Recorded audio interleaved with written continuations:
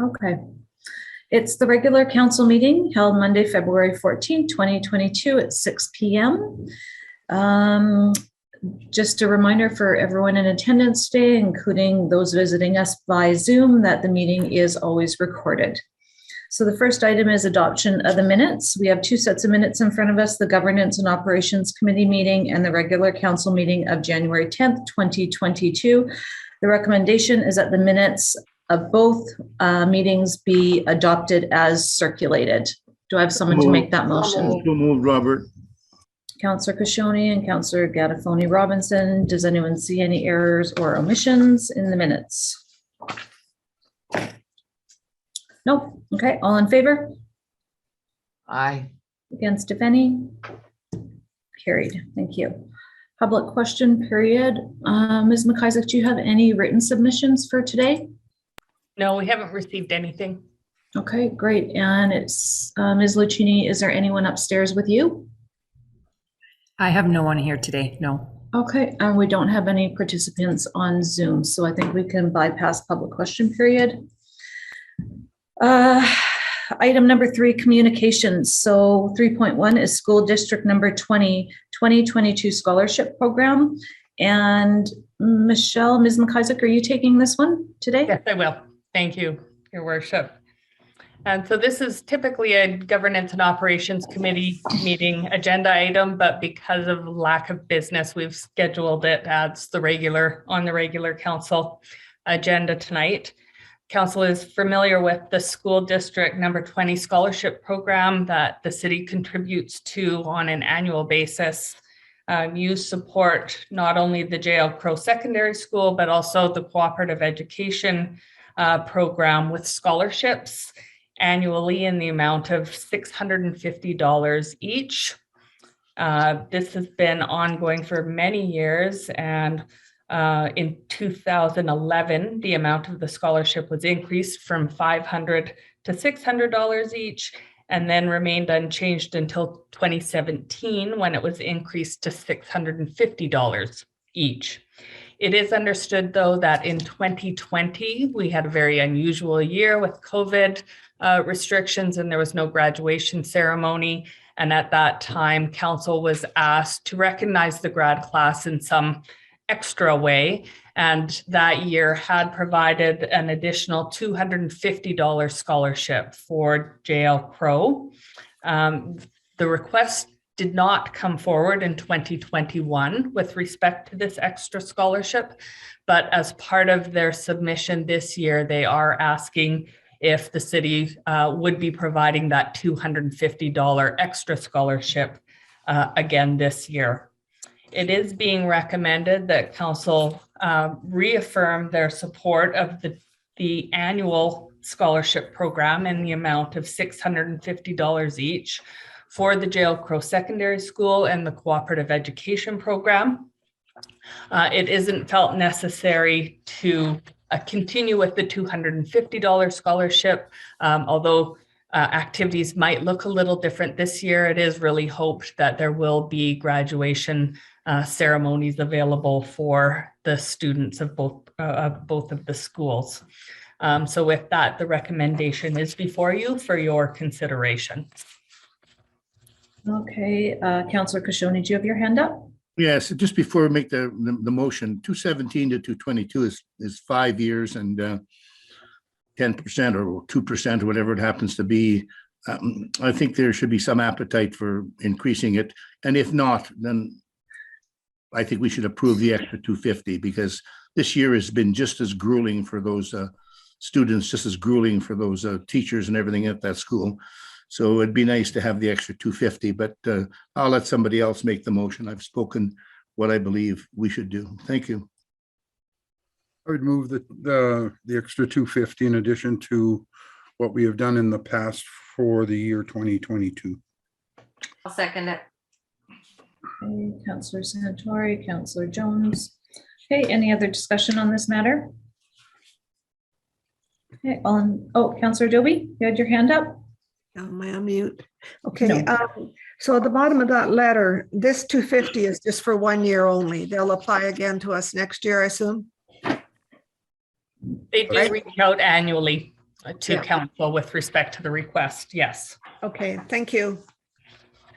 Any other questions on this matter? No, Okay, all in favor? Against, if any? thank you for Carried. supporting that. Item 3.2, 287 Railway Lane, request for reserved parking space. Ms. McIsaac, I'll hand it over to you. Yes, thank you, Your Worship. The property owner of 287 Railway Lane, Margaret Caladine, has been in touch with the city requesting that on-street parking fronting her property at 287 Railway Lane be reserved for her exclusive use. And I'll just clarify, although her addressing is Railway Lane, her property fronts onto Roslyn Avenue, so the main highway up to Roslyn. As the dedication of on-street parking for any particular property can be authorized by council when circumstances warrant, we're putting the matter to you for decision-making purposes tonight. She is requesting that the on-street parking spot fronting her property be reserved for her use based on the reasons she's provided in correspondence attached with the reporting. She does have mobility challenges and has a spark decal with her vehicle. And so with that, she does have a need for a parking spot in close proximity to her premises, and is hoping, because of her mobility challenges, that council will support the request. The property, it's also important to note, has no off-street parking developed on it. So she doesn't have a driveway or carport or other parking structure for her vehicle.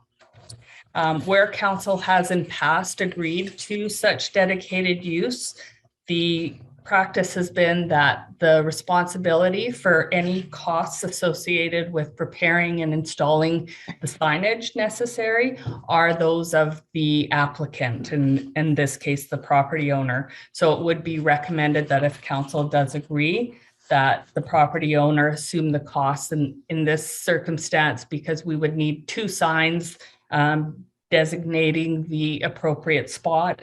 Its estimated cost would be $600 or so for the fabrication of the signs and installation. Staff do feel that the request in this circumstances should be authorized. It is a reasonable request. And with that, the recommendation is that the request for a designated parking space fronting 287 Railway Lane be approved on the condition that the applicant be responsible for the sign fabrication and installation costs. Okay, Councillor Jones and Councillor Santori, are you seconding that? I'll Well, move I've it. got a couple of questions first. Okay, I'll move and it. then, okay, so I'll go Councillor Jones moving, Councillor Kashoni second, Councillor Santori, open up the floor for questions for you, Yeah, please. just a couple of questions, Michelle, with respect to enforcement. Are bylaw enforcement officers required, if the applicant was to call the bylaw enforcement officer, would we have to respond and ticket that vehicle? So the enforcement or the signage is voluntarily complied with. Where the city bylaw enforcement officer would become involved would be if there was a recurring problem. So if a vehicle happened to park in the space without recognizing the sign and it was just a one-off basis, our bylaw enforcement officer wouldn't be expected or couldn't be expected to necessarily attend. If there was an ongoing, though, concern with a neighbor's vehicle and the property owner was in touch with us, we Right. would then attend to provide warning notification. Would that be contained in our response to the applicant? Just so that she's aware of what to expect moving forward, and if so, if not, it might be a good idea to do that. The second question, I know we've allowed this in the past. Do we actually have a policy that outlines what qualifies a person to have a designated spot? Because the only thing I'm don't get me wrong, I support what the request here from this individual. But if it's just a spark, there's a lot of people in this aging community that have spark tags. And I'm just wondering, are you concerned that it would set a precedence throughout the entire community where residents might want to a designated spot, or do we have a policy that clarifies what the requirements would be? So typically staff, we don't have a written policy. If we were to develop a policy, then council could delegate the decision-making on each application to staff to administer. And if it followed the guidelines, we would say yes or no. You may have the reserved parking space. Because it doesn't come up often and it isn't precedent setting, we have taken instead the route where we have council decide on each and every application, so that at the end of the day, the decision is yours. But we do try to guide applicants in advance to let them know that there needs to be extenuating circumstances, and those would include physical mobility challenges. We also look at whether or not the property has off-street parking available to it. So there are parameters that we speak to such applicants about, but we do leave the decision to you as council. Okay, thanks, Michelle. Councillor Kashoni? Yeah, I would approve this for sure, and I would hope that if it's cost less than $600, because that may be an extenuating or unreasonable number in terms of whatever she's able to pay. If it's lower than that, Michelle, would we just charge her the lower amount? We bill the actual cost, whether lower or higher. That's just an estimate for the property owner's information. Thank you. Councillor Gadafoni Robinson? Yes, Michelle, do we have approval of the type of signage that she's going to put there and where she's placing it and how high it's going to be? It's standard city authorized signage. So we order the signage, we do the installation. So it will look like our usual street signage. Okay, And we decide on the most appropriate location. thank you. You're welcome. Okay, any other questions on this matter? No, okay, all in favor? Aye. Against, if any? Carried, thank you. 3.3 is proclamation request, International Purple Day for Epilepsy Awareness. The recommendation is that council proclaim March 26, 2020 as International Purple Day for Epilepsy Awareness in the City of Trail. I would like to add to that recommendation that the bridge lights also be made purple if this passes. And I don't know if that is just a foregone conclusion that we try to marry those with the proclamation request, but if we can ensure that's taken care of. So the request is before us. Would anyone like to move that proclamation request? I'd like to move it. And I'll I second it. Please. I'll second it. Councillor Kashoni and Councillor Gadafoni Yeah, Robinson. Thank you. This is quite important to me because we recently lost our nephew, and he was only 35 years old, and he was epileptic, and I understand completely after experiencing this how difficult this particular condition is. Thank you. Okay, does anyone else have any comments on this matter? Okay, all in favor? Against, if any? Carried. So item number 4 and 4.1 and 4.2, they're bylaw amendments. With respect to 4.1, I'm going to let Ms. McIsaac walk us through this, but the recommendations will be adopted in 4 different recommendation votes. And then 4.2 will be another separate recommendation vote. So Ms. McIsaac, I'll turn the floor over to you, please. Thank you, Your Worship. So council had considered an application and gone through the rezoning process and amendment to the OCP with Mr. Cesare Kiesik. Cesare Kiesik Construction Limited had made application to rezone property that's accessed off of Birchwood Drive in the Juanita Junction area, Juanita Plaza area, from single-family and two-family residential R2 to a high-density multiple family residential zone R8. After the public hearing, where a considerable amount of input was received from the public, council did proceed after considering that input and discussing the concerns that were raised. Council did give third reading to the bylaws. We were then awaiting the sign off and approval of the Ministry of Transportation. And in that interim period, I did reach out to the city solicitor to determine how best to ensure that the occupancy of the building moving forward would always be for seniors. So we would intend to enter into a restrictive covenant agreement with the developer, restricting such usage to those 55 and older. But because of the input that council received at public hearing and all of the commentary that I heard from council, that your permissions for this were very specific to it being seniors housing, I did want to make sure that we had a mechanism, a strong mechanism in place. And with that, our corporate solicitor at McEwen's have suggested that we create a spot zone of the R8 zone, whereby everything will remain the same with respect to the development, but the only permitted use for this zone will be for seniors housing. And the reason we're differentiating is because the R8 zone generally will allow for apartments or for other housing, high density housing that isn't restricted to seniors. So what staff have done, we have prepared a revised bylaw.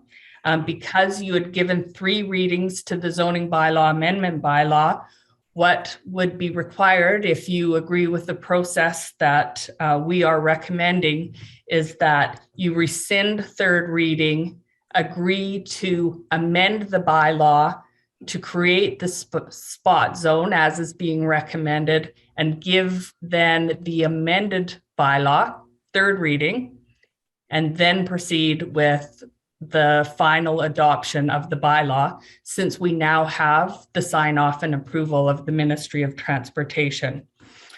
There's no change required to the official community plan bylaw, so that bylaw would be separately adopted at tonight's meeting if you do agree with the adoption for the rezoning.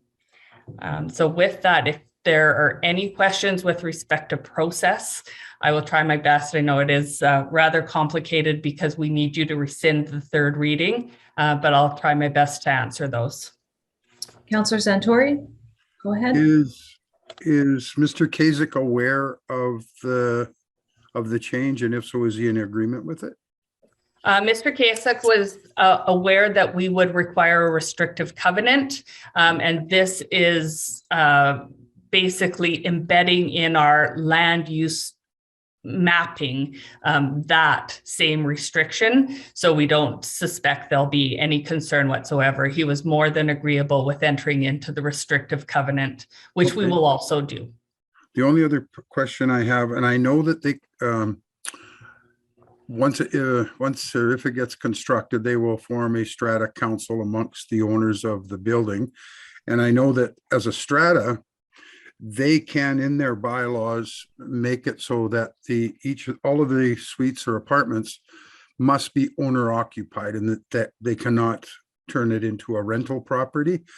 I know when I lived in Victoria, we had that covenant, and unless somebody can show real financial distress or whatever. But can we do that through the restricted covenant or not? Can we do that? That has to be owner occupied, or do we have to leave that up to the strata council? That would be a decision of the strata council, and the strata council could change. So even if the city were to suggest it and they embedded it into their strata bylaws, they can change that by way of a strata vote, where council's decision making relates to land use, not necessarily ownership. Yeah. Okay, I kind of figured that was the case. Thank you. Counselor Kashoni. I'll move recommendation number one, the rescinding. Okay, Counselor Dobie, you have your hand up and you're on mute. So I just want to get her question first before we start the motions. Okay, so on the 55 or over, does that apply to all residents of an apartment or a suite? And in other words, could a gentleman be 55 and his wife is 48 or 49 and they can still occupy? Or does it mean that everyone that's occupying must be 55 or over?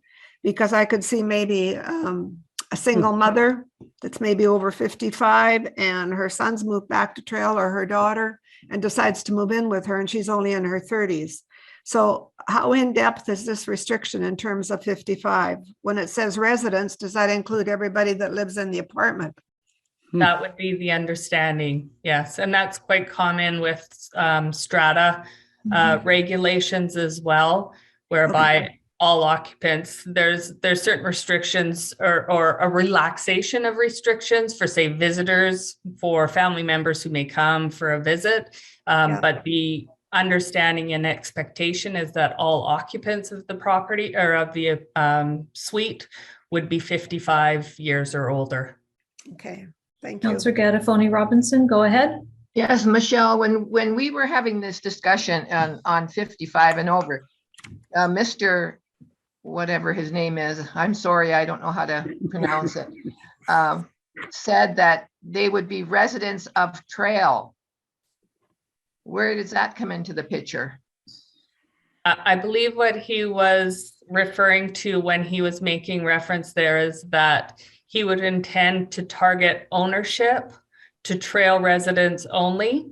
That is not a matter that the city would become involved with. So if he chooses as the developer to allow initial sales only to Trail residents, that's entirely up to him. But that is not a particular covenant that would be registered on title of the property.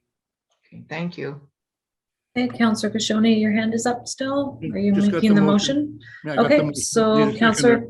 Counselor Kashoni is making so the first recommendation or motion now is that the third reading of the zoning bylaw amendment bylaw number 2910 2021 given on January 10th, 2022 be rescinded. I have Counselor Kashoni moving. Do I have someone to second that motion? I will.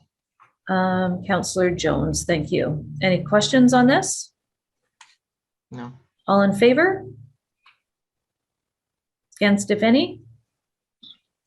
Carried. The next recommendation is that the zoning bylaw amendment bylaw 2910 2021 be amended at second reading to create a spot zone R8B particular to the property and limiting the permitted use of it to senior citizens housing to be occupied only by persons aged 55 years or older, and the bylaw be given third reading as amended. Do I have someone to make that motion? So moved. Counselor Kashoni and Counselor Dobie. Michelle, Seconded. that only applies to the age, right? Correct? Okay. That's all I wanted to know. Any other questions? All in favor? Aye.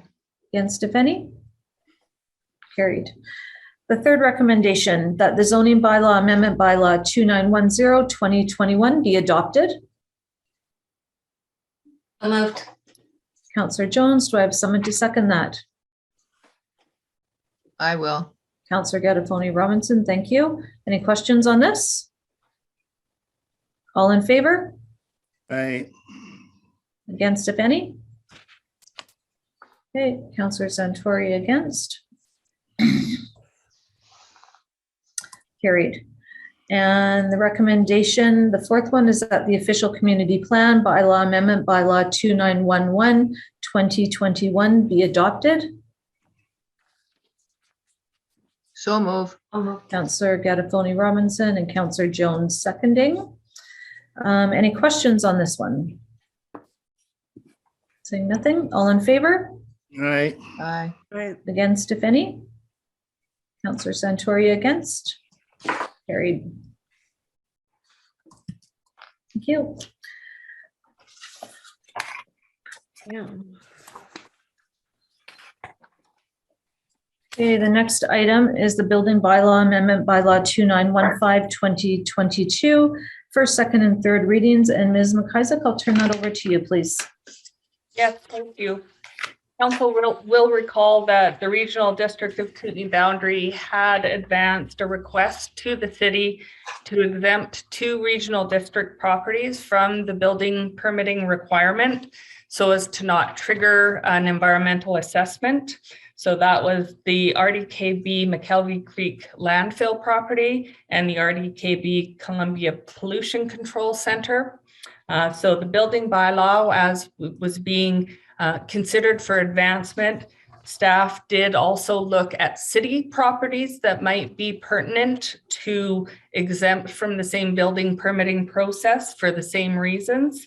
And we have put forward the City of Trail Public Works compound, as well as a City of Trail property owned that is just before or just south of the McKelvey Creek landfill. So right at the entry to the landfill, the city has some ownership of a property there that we use for clean landfilling purposes.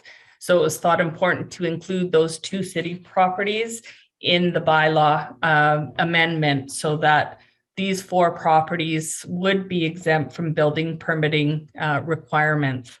And the bylaw has been drafted accordingly, and it is being put forward to you with a recommendation that you give first, second, and third reading to the bylaw at tonight's meeting.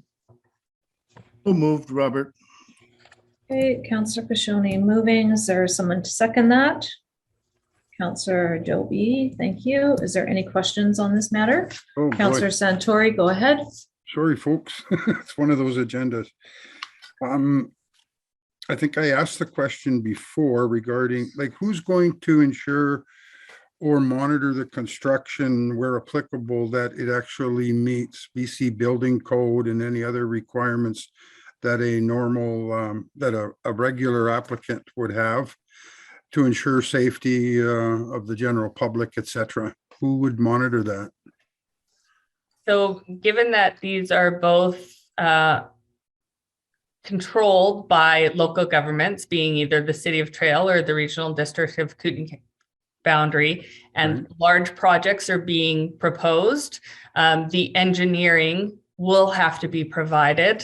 And so the engineer of record is responsible for oversight. So with a large project, whether it be at the McKelvey Creek landfill or at the Columbia Pollution Control Center, even with a building permit in place, responsibility for the site visits wouldn't fall to the regional district building department. It would be the engineer on record who then has to provide the required schedules back through to the authority, whether it be city or regional district, to provide their proof that the construction has not only been designed in accordance with BC building code, but it was constructed that way, and the engineer on record provides that justification and proof for that.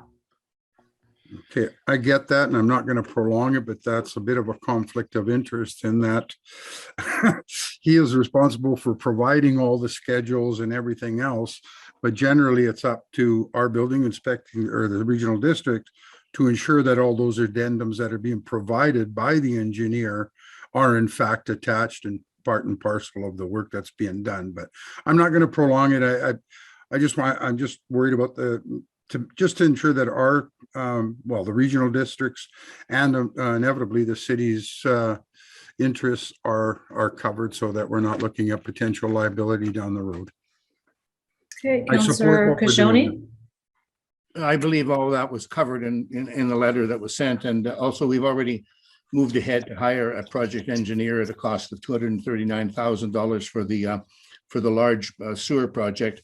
And we will be having the engineering firm in actual fact supervising along with our staff, the one at McKelvey Creek. And I'll provide details when I do my report later on in the meeting. Thank you. Thanks. Okay, any other questions on this matter? Seeing none, all in favor? Against, if any? Carried. All right, now we're on to council committee reports. Item number 5, Councillor Doby, you're first up.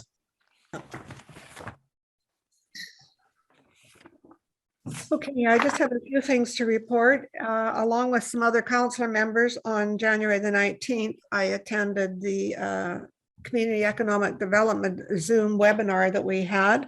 And there were 4 representatives there, the Chamber, Community Futures, LCIC, and LCC-DTS. They discussed a lot of their funding and some of the projects, how they manage their funding. And so it was quite informative. Learned a few more things that I didn't know before. On January the 27th, I attended the AGM of the Historical Society, and they have now formed a subcommittee that is going to look at trying to save the old Trail Bridge as a historical piece for the city of Trail. I think I might have mentioned this when I was in my first term and reported to the previous council that that bridge is, I believe, the first bridge that was erected across the Columbia River and is still standing and is now the oldest standing bridge on the Columbia River. So it's a great historical piece for the Historical Society to look towards, and they believe that they're going to be able to get appropriate funding to do this. I had some conversations with Gina Ironmonger, and Michelle, you might be able to confirm this. I understand that Music in the Park could be happening again this summer. I don't have anything to do with bookings for Music in the Park. I think that's handled directly with Parks and Recreation. Okay, I just wondered if you'd heard anything. So it's my understanding through Gina that that's probably going to be happening again this summer, and her summer market starts on May the 7th and runs right through until October the 8th. She's planned approximately 7 special markets during that period of time, and I'll talk more about those as we get closer to the time frame. That concludes my report, Mayor Payson. Thank you. Thank you. Does anyone have any questions for Councillor Doby? All right, Councillor Kashoni, go ahead, and I'm hoping you'll also talk to us about the alternate approval process for the RDKB solid waste management. Yes, I will. The you. alternate approval process is moving forward. It's $4.6 million over, I think, 25 years. It'll be finished by the 26th or 27th, I believe, of February. I can't remember the exact date. The proposal is going to enhance the McKelvey Creek dump site or landfill. In fact, just to give you some background information, we had another meeting here on I also a member of the Green Bin Society. We had a meeting just to discuss the $700,000, of course, that we have received as a grant for the Green Bin. We are going to be providing 8,000 bins. The majority of them are going to be provided at no cost because the $700,000 covers them, but we will have some bins, of course, which are called bare bins, and those bins are going to be more expensive, and we're going to have to find a way to perhaps charge people who actually want those. The project has been expanded a bit. It's still within budget, and what we're looking at is a new and more expanded center for recycle off to the left side, movement of the stuff on the right-hand side going up. The 2 scales, of course, we're looking at that. And then we're looking at having a larger and more weatherproof building put in there. And this particular building then will have water piped up to it. We're also going to be running a line up to it for a fiber optic line. And the other expansion of the service, which will come in with the budget under the 4.6, also is improvement of the road, because we have had so many people complain about the road. There's a number of sections of the road there that are going to be improved also. So we're hoping the alternate approval process goes through. It requires 10% of the population in order to stop it. It's been a very, very popular project, the entire boundary, and we've now expanded that right out to Greenwood and hopefully to Midway soon. And of course, it's going to be saving about 40%, or even in fact more than 40% of the material that goes into the landfill. and which will allow hopefully us to reduce our number of garbage bags down into the one range. I just checked out, for me, I wouldn't even have one. I would have less than half in terms of my garbage, but for a family of four, they should be able to go down to one.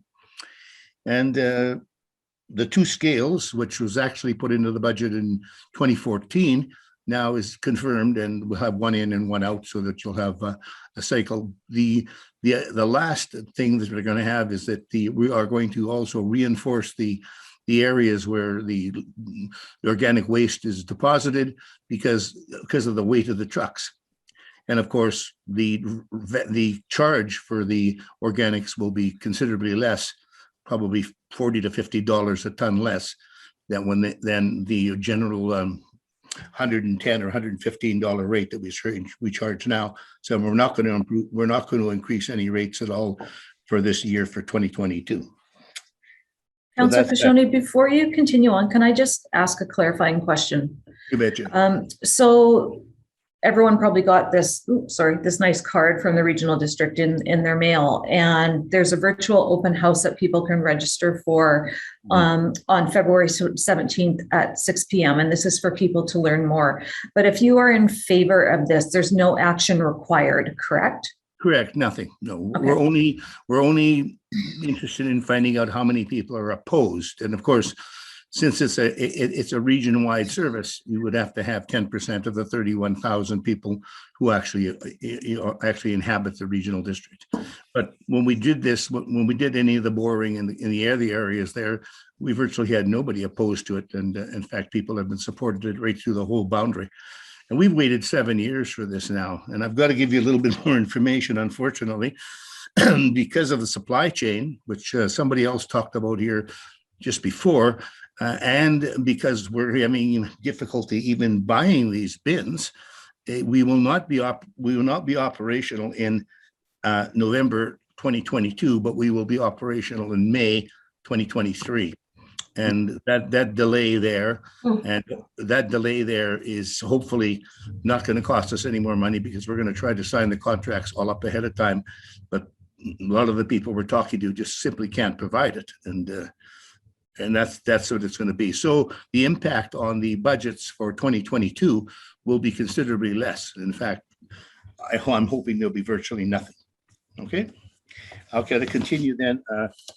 I don't want to take too much time, but I do want to give you an update on the sewer upgrade. The sewer upgrade, just so you understand, even though this has all been approved and we have a Class A estimate, we're now required to do what they call a value engineering study, which actually adds $500,000 to the project. Now, we've anticipated it and we budgeted for it, but it just shows you how difficult things are when after we've spent $1.5 million on engineering to a Class A estimate, and it's virtually perfect. It's hundreds of pages long, hundreds. The province is going to require, in all construction, I believe, over a certain number of million, but definitely in the 63 million range, the value engineering study at a cost of $500,000. Now, the budget for this this section has gone down from 104,000 increase this year to 56, and I've made a proposal to drop it down to 33 because I don't believe we need as much money there. We have over $600,000 in reserves, and I'm really concerned about the fact that the reserve funds, when they can be used, are not used sometimes, at least in my opinion, to the most advantage to the participants. So I'm going to be trying in the rest of the meetings, the budget meetings now, and I made the proposal to the sewer section and through the utilities to reduce it another 25,000. So it would be a total of 33,000 for the entire year. So that's going to be good. I just wanted to update you on some of the other budgets. The transit is going to be at 0%. Victim services will be at 0%. Culture and arts will be at 0%. Cemeteries will be up 2.5, which is $15,418. And the reason that is for capital. And we actually have capital in there for the city of Trail. Last time we bought a front end loader, I remember last year, And so that capital is mostly, it has got to do with either construction or material. And that was the budget that Reno sent in, and it was adopted. And that's generally what happens under that budget. The other budgets are not all finished. Unfortunately, we've got some issues. And one of the major issues, of course, is the weighted vote. We know that the population, of course, of Trail has gone up, and it's gone up from 7709 to 7920. And this is quite a percent, quite an increase, really, when you look at it. It's, 3%, which is way more than we've normally been experiencing. And some of the other regions have increased also. We're going to be taking a look at them. The weighted vote, unfortunately, the way the weighted vote goes, it's not applicable in committee. Now, we don't know if that's just by policy or if that's by legislation. So I've asked for a legal opinion on that. And the reason being is that once that vote comes out, for example, say on the liquid waste, the $63 million project, according to what administration tells me down there, is that the entire regional district has to vote on that budget. And I keep affirming the position that the regional district voting on it, most of them, for example, in reality, 10 of the 13 have no financial obligation to that project at all, zero. So we're going to take a look at it. And I just wanted to also make a comment on this, on the weighted vote in terms of the way it goes in different areas, because people keep telling me, well, that's the way it's always been. And I say, well, no. So I contacted the Central Okanagan, how they distribute their votes. And the way they distribute their votes is that Kelowna, on a 13-member board, gets 7 votes, which means they are more democratic in the sense it's representation by population. Here, it's not representation by population. It's not representation by population at all. And I'll explain to you why, because with Trail at 7,920 votes and using Midway, they have 651 votes. So our 7,920 people have exactly the same representation as Midway with 651. Now, that doesn't seem right to me, and then, especially when you're voting on a $63 million budget. I mean, they could choose to increase the budget. They can choose to decrease the budget because, so we're going to get a legal opinion. I don't know where it's going to go, but I do want you to understand that if our regional district was established much like some of the other regional districts, City of Trail would have 4 people. So 4 people from this council would be on the regional district. And then you wouldn't have to have weighted votes because we would have 4 representatives voting there. You understand what I mean? You would have 4 people there. So Kelowna doesn't have to rely on a weighted vote because they have 7 people sitting at the table out of 13. So every time, if Kelowna wants something, because they have 200,000 people now compared to the other areas, even West Kelowna, they in fact have the vote without going back to the entire board. So we're going to see what happens, and I'll keep you advised of it once the opinion comes in. And we may want to explore with the ministry some potential changes, because I'm really concerned in the years to come what can possibly happen when you have a process that has been established in this regional district, which really doesn't, at least in my opinion, reflect the democratic principle of representation by population. Councillor Dobie, you had your hand up in a question, and so did Councillor Santori. Yes. Robert, could I just go back to the that engineering study that's going to cost us another 500,000? When you say value engineering, are they looking at the total cost of the project, or exactly what does value mean? Value engineering goes back to the last estimate we've got, which is a Class A estimate, and goes through that Class A estimate line by line, section by section, checks everything on it, and makes sure that that Class A estimate is in fact accurate. So is there a chance that could come in even higher then? Well, we Mhm. budgeted $500,000 because we've been told we have to do it, so we don't No, know. I mean, the whole project. Oh, Once they definitely. Yeah, yeah, there's absolutely no guarantee that, once it goes out for tender, and it'll probably go out for tender in, my estimate would be going out for tender in August 2022. Then we'll see, I mean, I know, for example, that I believe it's Souk, yeah, I could be wrong, but one of the areas that had a project that was in the $42 million range, I think it came in at somewhere around 80 million, 75 or 80 million. And then I guess they told the province and the federal minister they could not afford it, because anything over 63 million has to be funded 100% by the local participants. That's the legislation, and we have nothing to say about it. Thanks, Robert. You're welcome. And that's the extent of my report. Thank you.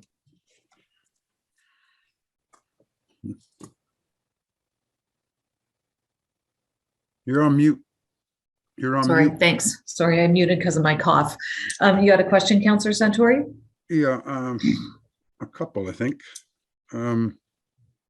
Just on the value evaluation on the question Carol answered, when they complete the value evaluation, they could come back and say, your estimate doesn't have to go out to bid to be higher. The value evaluation, they could come back and say, your 62 million is way out of whack and it's more like 80. And that sends Robert and his crew back to the drawing board again, right, Robert? Well, I'm not sure about that. That's the problem. I mean, it has never been clearly explained what the value engineering, the impact of the value engineering could be. But just basing on what I would assume is that, yes, we could find, first of all, that the value engineering finds that our estimate is what we've actually been approved for, by the way, is way too high, and that the project will actually come in at 52 million or 51 million. Or on the other hand, like you say, it could actually tell us that the project is going to come in, like you say, at 80 million. But that's a process we have to go through, unfortunately, before we find out. So I just don't really want to comment too much, because until I see it and I let council know. I get it. Yeah, that's it. Yeah. Councillor Santori, did you have a second question? Two other points. I do want to comment on that weighted vote. When I was on the regional district, and even after, I was always under the impression that if all of the money is being spent in the East End, they have no vote on that unless it deals with expenses within administration. And then they do have a say on the administration budget, or if they went to build a new building for the regional district. But if it's within the 7 representatives of the East End, I never thought that they could weigh in on that vote. And the other question I have, Robert, is on that total project of 62 million, does the overage or any part thereof, can it be challenged by 10% of the electorate? Oh, well, the first question is, that's why we've been asked for a legal opinion, because not only do I have concerns, the chair of the East End Services has concerns, because my position is that we have a $63 million project going forward under the utilities umbrella that was created a number of years ago, not when I was on the board. When the last person who was on the board, they created this umbrella. Under this, unfortunately, the entire board is able to vote on the project, which is the upgrade to the sewer. And It doesn't make sense. No, I know it doesn't make sense, but that's why. And I can even forward you the emails from CEO Anderson. CEO Anderson tells me that's the way it is. He tells me that's the way it is. And I say, no, the 10% over, what would happen there is that if in fact it comes in and it's approved that, the borrowing is approved at 4.6, we're going to be sticking to that 4.6. There won't be any there won't be any additional money allocated. The 4.6 million for the McKelvey Creek should cover all of the costs for McKelvey Creek. No, I'm talking the sewage treatment plant. Can the 10% of the populace stop the sewage treatment plant upgrades? No, there's no alternate approval on the Okay. sewage treatment plant at all. Okay, thanks, Robert. Thank you. Okay, any other questions on regional district? Councillor Gattafoni Robinson, go ahead. Robert, how is the transit exchange coming? I just sent an email concerning the two stops. First of all, the one at the hospital, which I know it hasn't been done yet, and the one at Walmart, and that's 11 months out, and they haven't started it yet. So I've been really concerned about the fact, and now we have Linda Worley as chair of the transit committee now, and I'm going to be meeting with them on March 1st and saying, look, we can't be waiting 11 months. And what the proposal is in the transit committee on the downtown exchange is to get them to move as quickly as possible. And they don't have much consultation to do because there's only one place to put the exchange. And on the bus stops, what we're thinking of doing is contracting with some of the local participants, the local businesses, in order to build those stops, because otherwise it's just, it's not a criticism. It's just, that's the way the BC Transit operates. It operates at a snail's pace to get anything done. Look at the when you're going out to Castlegar and you look at that little, by Rivervale there. I mean, that's a pretty sad little building there, a little cover. It doesn't even cover anything. So we're looking at upgrading those, in actual fact, putting in doubles and putting in glass siding and improving it for people who have to take the bus. Okay, thank you. You're welcome. Okay, moving on, Councillor Gattafoni Robinson, do you have anything to report I today? don't have anything to report, Your Worship. Okay, thank you. Councillor Santori, do you have anything to report? I don't have anything to report, but I do want to bring forth a recommendation and a motion to council. After the significant contribution made by the Murphy Family Foundation of almost $500,000 Canadian, not to mention the skateboard park, not to mention Lower Sunningdale, and there probably is others, that I think it would be appropriate on behalf of council and the citizens of Trail to take out an ad in the newspaper, with a photo of the kids rink, a photo of the skateboard park of Lower Sunningdale that we have on file, and just to thank them for their valuable contributions as a corporate citizen, just to show appreciation to them from us, but more importantly from the citizens of Trail. So I'm going to make that motion, and hopefully it'll be supported. I'll Okay, thank you, second that Councillor motion. Santori. Thank you, Councillor Gattafoni Robinson. Any other comments on this? Just that it's a good idea. Thank you very much. Great, thank you. Okay, all in favor? Against, if any? Carried. Thank you. Thanks for bringing that forward, Councillor Santori. Councillor Jones, over to you now, please. Thank you, Mayor Payson. Just a couple of things that I wanted to report on. Along with Councillor Dobie, and she mentioned it before, attended the CED presentation on January the 19th. I thought that was a lot of good information for us, and the discussion was good, and I'm glad we had that opportunity because we can, basically see what each group is doing in the community. I attended the Regional District of Kootenay Boundary Town Hall meeting on February the 7th. It was, we hear Robert report on the regional district and what's happening there. And it was just a very informative virtual meeting. And the topic was about the proposed 2022 budget and the 2022 to 2026 5-year financial plan. The information that was presented was really, I thought it was really easy to understand. And Robert, I hope you take this back because it was flowed really nicely, and I have a little bit of background information from, listening to your reports and just, dealing with the regional district. But for anybody that was just going online to get information, it was so easy to follow along, lots of good information. And there was a lot of people online from different communities in the area. And they had lots of time for questions and answers from the audience.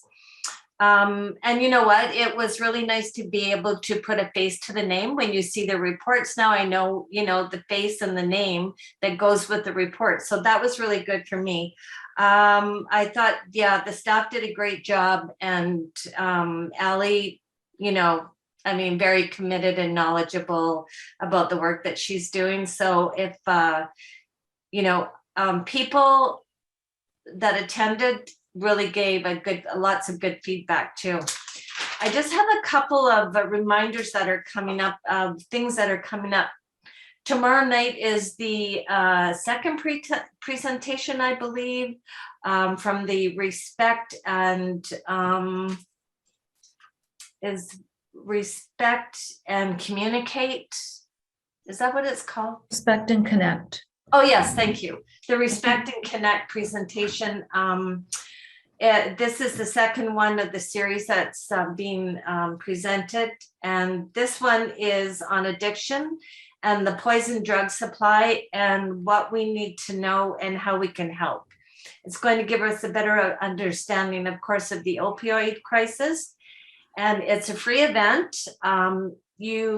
For tickets, you can go online to the Charles Bailey website. And I believe there's tickets at the door. So it's virtual and it's in person presentation. 7 o'clock at the Charles Bailey Theater, and it's being held, I believe, in the Muriel Griffiths room. Okay. And just another reminder that I wanted to give too, and I don't know if I've seen it through the City of Trail yet, but it's the 2022 Community Initiatives Program, and it's for organizations and groups within the regional district. And they are encouraged to submit their applications for this grant money with projects that they think will meet the program's criteria. And they're welcome to submit their application for funding consideration. This project is funded through the Columbia Basin Trust, and the grant money is shared amongst the people in the regional district. But what's really important here is the deadline is February 28th for these applications. So if anybody knows any groups or organizations out there that depend on this money throughout the year, then I would suggest that you get a hold of them and let them know that the deadline is February 28th. And there's more information on the Community Initiatives Program website as well. Councillor Kashoni, you have your hand up?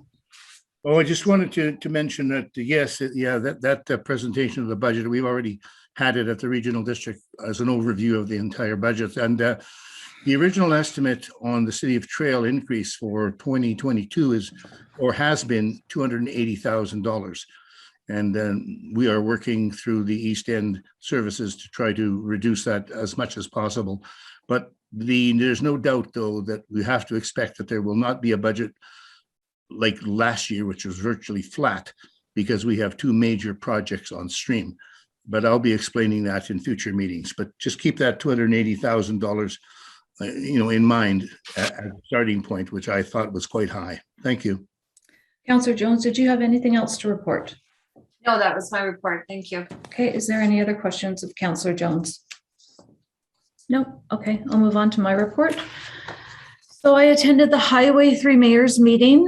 This is a meeting of mayors and regional districts from across the Highway 3 corridor.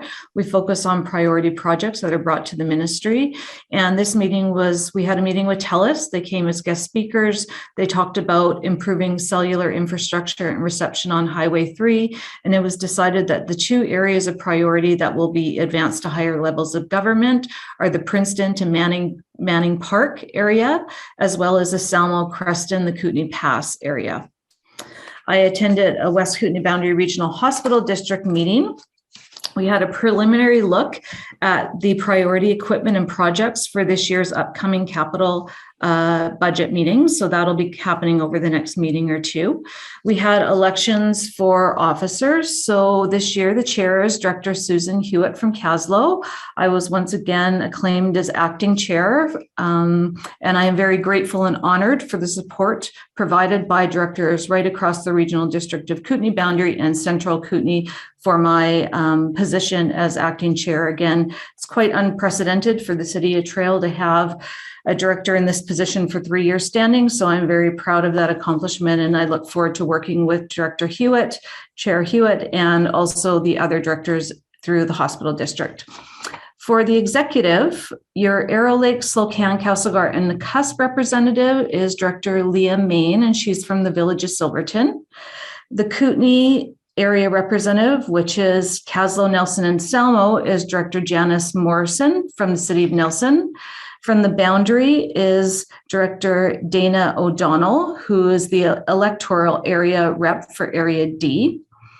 And the Greater Trail rep is Director Janice Nightingale from the City of Rosslyn. Again, I just want to thank all the directors for their support of me as acting chair, and I look forward to the next year together working towards hospital improvements for everyone across the Kootenai Boundary. I attended a couple of social housing meeting committees, and this group is really committed to try to find solutions and support the city and support all the agencies working for social housing initiatives. There's a lot of best practice sharing that happens between the agencies as well as updates. Their focus right now is on a strategy to try to get a more permanent cold and warm weather drop-in centers for the cold weather and obviously in the winter, and the warm weather in the summer, which will be probably rapidly approaching here as we turn into spring. The shelter is very busy. They've changed their model to be slightly more like a traditional nighttime shelter, so less in and out of the patrons. They're finding they're at full capacity right now. So it's getting, I don't want to say difficult to manage, but it's hard for the staff when you have multiple people coming in and out, and you have full capacity of 18 to 20 people in the shelter. So what that means for timing is that patrons have to choose if they want to be in for the night or out for the night. And there's a set time where they would come in, and then obviously they can leave in the morning or sooner, but you just can't have people coming in and out all night. So moving back to a little bit of a traditional shelter mode of operation, and that seems to be working well. It brings more certainty for staff and more stability for staff during a challenging time. We talked about the COVID vaccinations, and 90% of eligible people in our area have had dose 1 and 88% have had dose 2, and Interior Health is quite happy with that. And then I'll just skip over the Respect and Connect that Councillor Jones talked about for tomorrow, but I encourage everyone as well to attend that. I also attended the Trail Health and Environment Committee meeting. This was the first meeting of 2022, so we had some wrap-up discussions and reports from the 2021 fiscal year, which were slightly challenging with COVID, but many things were. So the program had to adapt, and the program team did a great job of that. As spring comes, I just want to remind everyone that soil assessment, testing, and remediation will continue through 2022. So if you are interested in getting your soil tested to see if you are eligible for remediation, please contact the Trail Health and Environment Program. So that's www.thep.ca, and you can register. The program will continue to pivot to adapt with COVID restrictions, whether they hopefully they'll lift, to ensure our community is served well and to the best level that they can with the current restrictions. And I just want to really thank the Ministry of Health, Interior Health, the Ministry of Environment, Tech, all our partnering municipalities and agencies, our regional district members, and our community members who continue to come forward and engage in the Trail Health and Environment Program. The program's doing well. I'm really proud of the team and the work that they've done. And we look forward to another successful year of remediations. And Councillor Kashoni, I see your hand up. Yes, I just wanted to mention if it's possible to find out if there's going to be any capital expenditure on the downtown blood lab. I've had occasions now to go down there. Last week, for example, I had an appointment, a standing order appointment, and they closed Wednesday and Thursday because they didn't have enough staff or whatever happened. You go down there and sometimes the hallway is filled with people. I know we've raised it a number of times, and it is a capital item. It's a capital item, and it's also eventually going to be an operational operational item because they have to staff it. The rooms are too small, they're too crowded. There's that particular lab, particularly when the hospital lab is closed, is a lab for 22,000 people in the area. And I don't see that the Interior Health has done or had much action on that particular situation. It's constantly on Facebook, and I know Facebook sometimes exaggerates things, but I mean, people talk to me all the time about the fact that they can't get in. Sometimes it's I know one person there who had a standing order that was supposed to be done in February, early February, and then when they had to rebook it, it was in late March. And some of these people, for example, if they have diabetes or whatever it happens to be, it needs to be on a fairly regular basis. So I guess I'd ask you, is it possible for you to raise the issue about capital expenditure on the lab, either moving it, changing where it is, providing more space, whatever it happens to be, and putting it forth as some sort of suggestion on the capital expenditure for 2022. Thank you. Okay, thanks for that, Councillor. Thanks for that, Councillor Kashoni. Any other questions of me on my reports? No, okay, we'll move on. So item number 6 is a consent agenda. We have 3 items on the consent agenda, and the recommendation is that the items on the consent agenda be received for information. Do I have anyone to make that motion?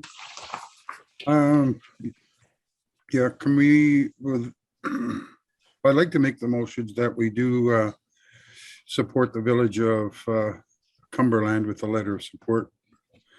I mean, if we're dealing with, while it may not have a lot of teeth to it, given the issues that we have locally with the opioid crisis and treatment, I think it'd be appropriate for us to support with a letter of support the initiative brought forward by the village of Cumberland.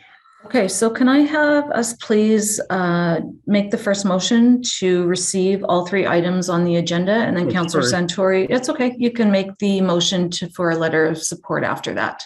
Motion to receive then. Okay, Councillor Santori, do I have someone to second that? Councillor Dobie, thank you very much. All in favor? Against, if any? And I move, as I previously stated, Village of Cumberland to provide a letter of support. Okay, thank you. Do I have someone to second that motion? I'll second it. Councillor Jones, thank you very much. Any questions on this? No, all in favor? Against, if any? Is there any other items that need to be pulled out for discussion? No, okay, we'll move forward. Item number 7, new business. Any new business? Councillor Dobie, and you're on mute. Yes, I'd just like to ask Ms. McIsaac if she has any update on what's happening with the TELUS Tower up in Shavers Bench. Have we got any idea when they're breaking ground there, or?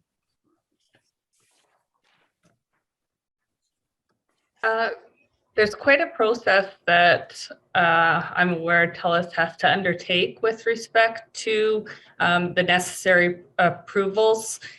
So I haven't received a recent update from them at all as to when they would be undertaking construction. We could check in with our contact there, but we did understand that there's a whole series of approvals that they're required to have in place before moving forward. So it could be some time. The one requirement the city will have is that they plan construction so that it doesn't unnecessarily disrupt any of the park season. So either happening early in the spring, later in the fall. Thank you. Okay, any other new business? I just have one item. Councillor Jones, go ahead. Oh, thank you. I actually, I don't know if this is the right place to bring it up, but it goes from our last meeting, I guess, when we were doing the changes to the bylaw for the new building up at Juanita there. And there was some concerns from people that did presentations at that meeting about the water pressure in the area up there. And their concern was also that with the apartment building coming in, that the water pressure would change yet again. I guess from what I'm being told is that it's very a difficult water pressure. Well, an example is if you're running your sink, you can't flush the toilet, or if you're having a shower, you can't, someone can't be doing laundry. So I guess what I'm asking is there an opportunity to have staff to, look into the issue, the ongoing issue up there at this time before, I guess, even the building starts? So If I can, Go ahead, Ms. the McIsaac. Public Works Department was asked to provide some input on that following the public hearing. And from what I recall, the construction of the new building will have no impact on existing water services because it will be a looped system. Apparently what the difficulty that some of the other Birchwood Drive properties experience is because they are not on a looped system. So I would suspect that those properties at the upper elevations are having the most difficulty, as you suggest, if there's a variety of faucets or appliances running in the homes. So that is, I would say, a factor of the design of the subdivision in earlier phases. Oh, okay. Yeah, I mean, I don't know what to do with that, but thank you for that information. Okay, moving, oh, I'll sorry, pass it go ahead. along to Public Works once again, but I believe it is just the design of the earlier subdivision. Okay, thanks, Michelle. Councillor Doby, did you have your hand up? no, I'm fine. Thank you. Okay, thank you. Any other new business? Okay, department reports. So we have 4 department reports before us, 2 bylaw enforcement department reports from December 2021 and January 2022, and 2 RDKB building department reports from December 2021 and January, I'm assuming that's 2022. The recommendation is that these reports be received for information. Do I have someone to make that motion? So moved. Second, Councillor Robert. Doby, thank you. And Councillor Kashoni, was that you seconding? Yes. Okay. Any questions on these? All in favor? Against, if any? Carried. And motion for adjournment, please, at 7:13. So moved. Thank you, Councillor Doby. Have a Good night, nice evening, everybody. everyone. Thank you. Thank you. Bye-bye. Good night, everyone. All right. Good night.